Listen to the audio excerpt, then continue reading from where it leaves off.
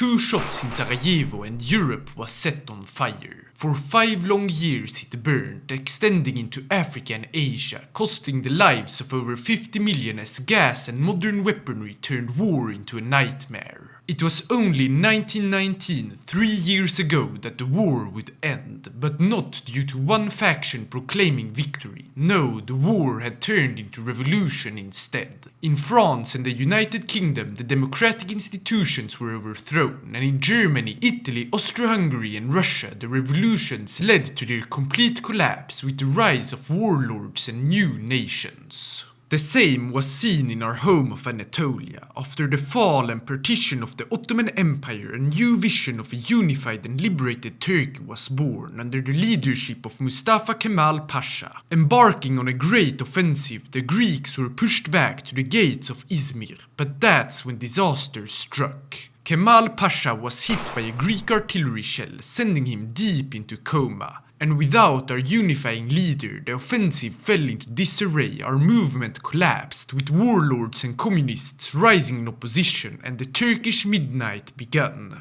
Even with what remained of the movement, unity has faltered within it, with factionalism taking hold. The Turkish Grand Council has yet to choose a new leader, as a divide between who should succeed Kemal Pasha is creating massive headaches. On one side stands Ismet Inonu as the ideological successor of Kemal Pasha, while on the other is Fevzi Pasha, the marshal seeking less reform and more unification. With the Grand Council reconvening for the first time since Kemal's coma, the long and plenty debates began. Whether to invest into our military, our people or our industry was the first debate, which the industrialists won. Sizable funds were still diverted to our defense, however, to fortify Ankara, the new capital of the Turks, against the Trabzon commune and plenty of other bandits and separatists. Some things everyone in the assembly could agree on though, that we must rally the people behind our cause, just like Kemal Pasha had done, is certain. And the start of his secular reforms were also seen through with the abolishment of the caliphate.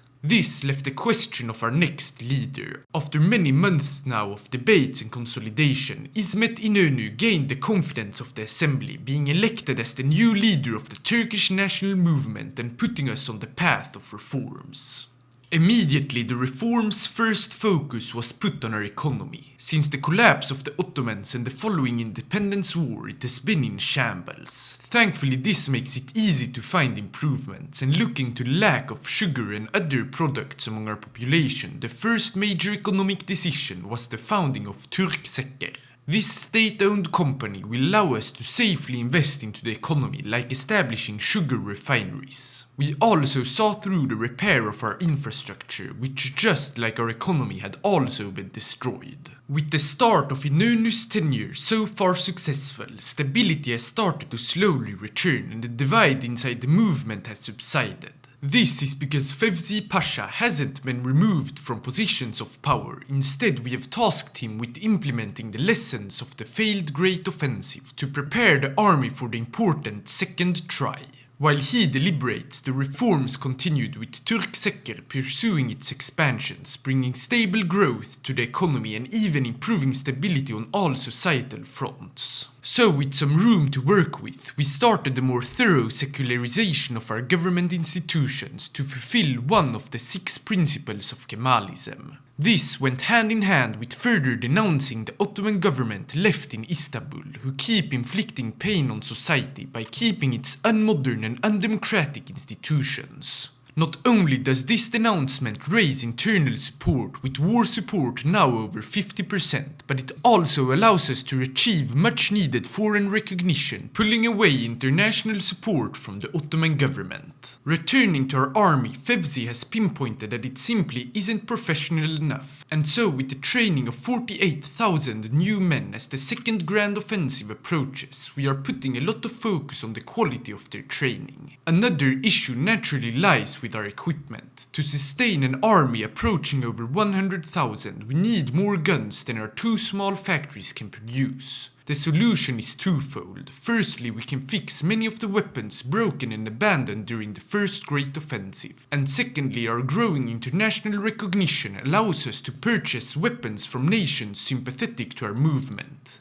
Romania has sold over 800 guns to us, with offers from Spain and Austria also being available if we ever run out of our currently sizable stockpile. While we were now planning to restart our reunification efforts, we wouldn't strike first, because in our lightly protected east, the Trabzon commune started assaulting our Samsun garrisons, leading to a rapid escalation and war. Quickly sending over our army, we were able to stop the communist advances before Samsun was even under minor threat, and with some disorganization among the enemy forces, 1/4 of their captured territories could even be retaken without fighting until the front stabilized. It seems the commune have underestimated our readiness, though we can't afford to underestimate them either, as they do have more military production than we do. This means we must begin to strike them now, before it becomes too late. So, concentrating our newly deployed forces in the south of the front, we staged our first offensive, which quickly saw successes, encircling 3 divisions and opening up for further expansion. By pinning down the communard forces in the north, our cavalry was able to sweep past in the south, and to our surprise even reach Trabzon, capturing their capital and encircling a further 10 divisions. The difficult part of defeating all these forces now remains. It was the first 3 that would fall first, while the northern pocket resisted much more. Being able to entrench themselves quite successfully in the mountainous terrain, we were forced to bash our heads against them for over 2 months before we started making progress. But while we eventually defeated all but 1 division, it wasn't without a cost, as our casualties lie close to that of the communes, and our forces are horribly depleted, with 0 new manpower arriving to the front.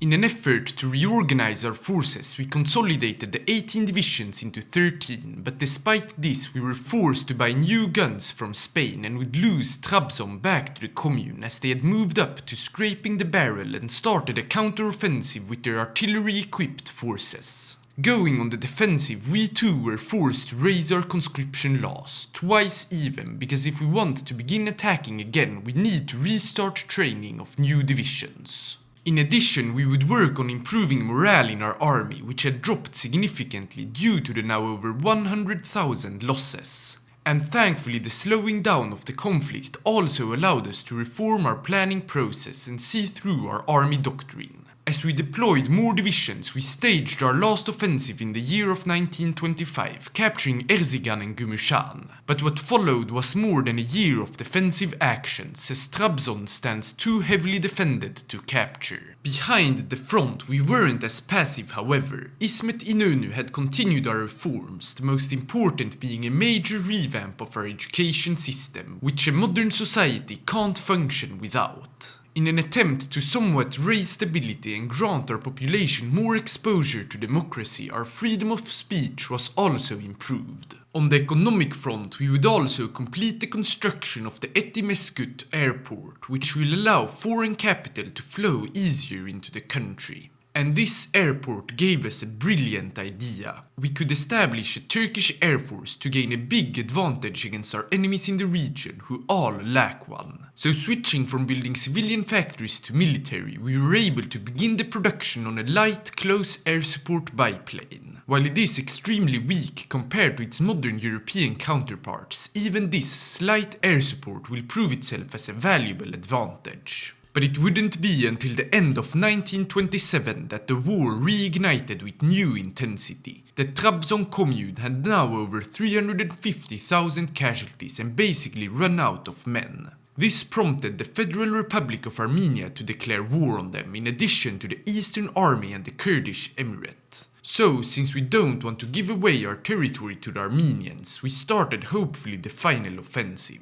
Recapturing Erzincan, our forces started the second battle of Trabzon, eager to retake it. But we would become a bit distracted, as Armenia declared war on us as well, and with their integration of the Republic of Cilicia, a brand new front was opened. Thankfully, the newly Armenian forces were outstretched, allowing us to easily outmaneuver and encircle them, reaching the Mediterranean Sea for the first time in a long while. And with a successful operation for the first time in more than a year, morale climbed in our army, and soon enough Trabzon was recaptured. After even more slow advances against the commune, all their core territories had been captured by either us or the Armenians, and with the death of their leader, the Trabzon commune was finally destroyed. After over 4 years of fighting, the first step of the reunification process is finished, but the road ahead is a long one as we still aren't even at peace due to the Armenians. Being in a big deficit of guns once again, we couldn't stage any big offensives and instead started a process of integrating the communards' old lands, while we of course also returned to importing guns from Spain.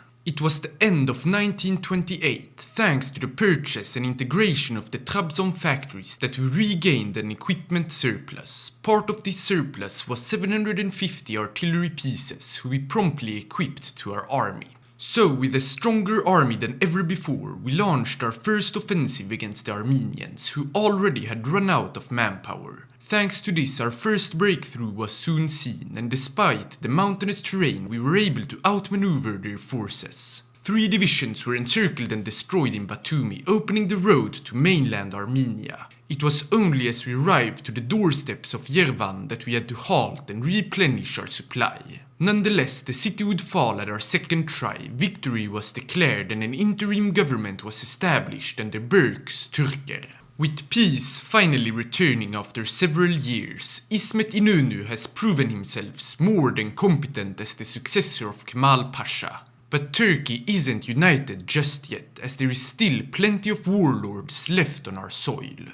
Starting with demanding the integration of the Eastern Army, it complied, and with their help we further strengthened our army with more artillery, larger divisions and extra support companies. With an army of now 250,000 men, we set out to finish the unification wars once and for all.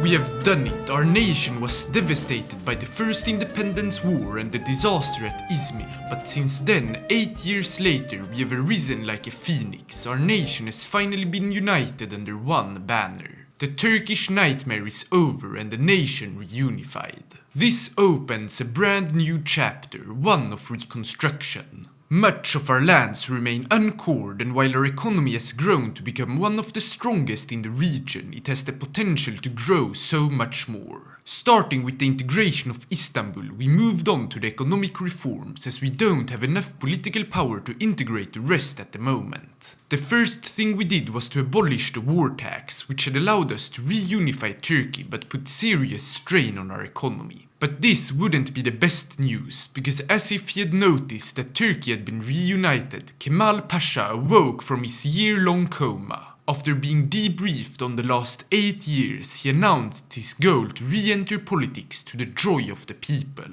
It wouldn't take long until elections were held inside the Republican People's Party, where almost overwhelmingly Kemal Pasha was re-elected as president, with Ismet Inonu taking the role of prime minister. During their transition period, our government reforms would continue. Seeing how our export industry has grown significantly after the reunification, and with foreign investment having proved itself reliant, we moved ahead with liberalizing the economy. Using this jump in economic activity, we kickstarted the reconstruction efforts, mostly in the non-core states, to simultaneously help with the integration process. In accordance with the liberalization efforts, we also set out to create a homegrown banking sector and heavily invested into new universities to catch up in our modernization efforts. With only a few more states in Kurdistan left to integrate, we put the finishing touches on the economic reforms before Kemal Pasha started his own social reforms. It was to invite foreign workers, especially those fleeing the conflicts in Europe and Islamist governments in the south, who will provide us with great knowledge and a stronger workforce. Finally, we can look around our work and see that we have created a strong economy, with Made in Turkey slowly becoming an approval of quality around the world. So we turn to Kemal Pasha's presidency. Having commended Inonu's start of secularization, we would implement even more radical reforms, like banning the fez. Then, looking to all our advancements in education, we pushed for even more radical reforms here too, going so far as to switch to the Latin alphabet. All these changes would naturally incur strong resistance from those still trapped in the traditional Islamic values. Unfortunately, showing that we aren't ready for democracy just yet. We first need to destroy this resistance. So we created the Presidency of Religious Affairs and went to battle. Starting off by investigating corrupt imams, we were able to find many with shady connections to either the Kingdom of Hejaz or even worse, the jihadist Supreme Hierophany of the 12 Nights of Light. Using this as a justification, many of them were put under arrest, allowing us to move on with our reforms, mainly Turkifying the Adhan. After some more months of fighting, the resistance was all but fully defeated, and the road to a modern secular state lies open as the only alternative for our young Turkish nation. With all the internal reforms achieved, we can look out on the world stage, and here one clear objective stands ahead of us: Izmir and our western territories. Kemal Pasha even has plans for eventual expansions into the Middle East to spread secularism past our borders. However, we will begin small, having prepared for these conflicts by expanding our armed forces with 12 new divisions and equip them with even more support companies. Our ground forces stand ready. Our air force has also been upgraded with a far more modern close air support fighter variant, having entered production and deployment. Starting our expansions by demanding the return of Hatay from the state of Syria, we were quite surprised when they refused. While we could go to war over it straight away, we need to save our strengths for the war against Greece. The Greek army stands incredibly large, however, thanks to massive internal turmoil against communist forces, it is actually mostly in shambles. Still, they outnumber us by a lot. Though we didn't have to worry that much, because with the outbreak of the Fourth Balkan War, our two enemies found themselves engulfed in conflict. 35 days later, we joined the war. Slowly advancing towards Izmir, we made sure Kemal Pasha was out of reach from any Greek artillery, and this time the Greek forces were easily overwhelmed. The city was captured, and we even got hold on some Aegean islands, causing close to 100,000 casualties in the first 2 weeks of the war. Moving to Istanbul, our forces advanced just as if cutting through butter with a hot knife. We could even safely outmaneuver them to encircle and defeat an unknown amount of divisions. And so we set out on the march to Sofia and Athens.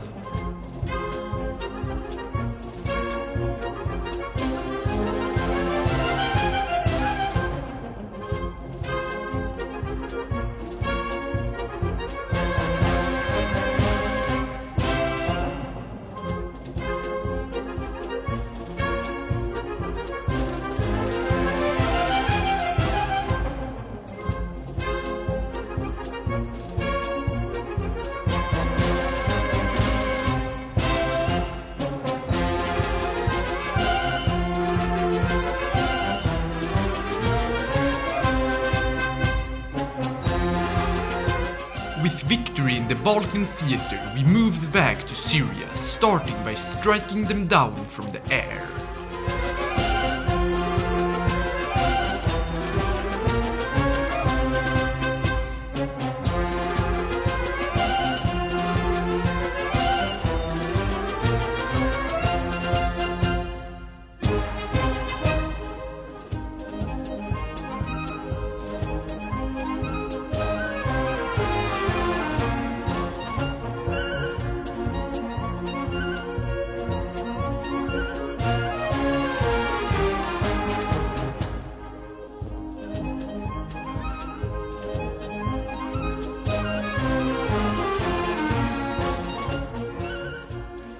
The year is 1934, it was 1 year ago when we annexed our claims in northern Iraq, and since then we've worked tirelessly to prepare for the last battle. That against the jihadists, and also Georgia, we can't forget their lands.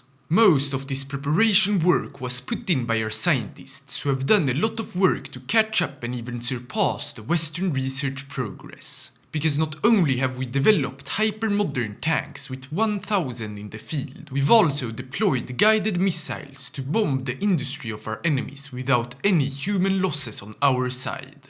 So, standing ready and confident despite the Islamic forces outnumbering us, we declared war on them and the Georgians. Starting our operation in the latter, our 4 tank divisions drove into the country straight towards Tbilisi. After encircling and capturing the capital, we went on to divide the nation in 2, which caused its collapse not long after. Quickly moving south with our tanks, we started an attack against the jihadists in northern Iran. With our air force having already softened them up significantly, we didn't find any trouble, except for the fact that they were able to annihilate the full tank division. Still, we got revenge and jumped them up to over 500,000 casualties already. Not wanting to overstretch our forces, we moved on to Iraq instead, where we staged some minor encirclement operations, defeating 6 enemy divisions and opening up the front enough to be able to arrive to Baghdad. What followed was 2 risky operations. The first was driving straight west into the desert to encircle a bunch of divisions, which was a success since we had enough supply to last us the entire drive. Then the second was driving to the Persian Gulf, making the front a lot larger but dividing the jihadist forces in 2 in the process. Starting off by defeating their hold on the Arabian Peninsula, it took a long time, but once we remembered to use our air force it went by with no issue. And so finally we staged the last offensive, driving all our tanks and marching all our infantry into Iran to secularize the last parts of the jihadist lands. Meeting little resistance, the war was won as we proclaimed a total victory. Mustafa Kemal Pasha, now named Ataturk, has brought glory to the Republic of Turkey. We stand as the main power between Europe and Asia, with our civilian industry even the largest on the old continent. With all our reforms from secularization to liberalization and more, what was previously the lands of the Ottoman Empire have turned into a bastion of modernism and soon to be democracy. Thanks so much for watching, I hope you enjoyed the video and I'll see you in the next one.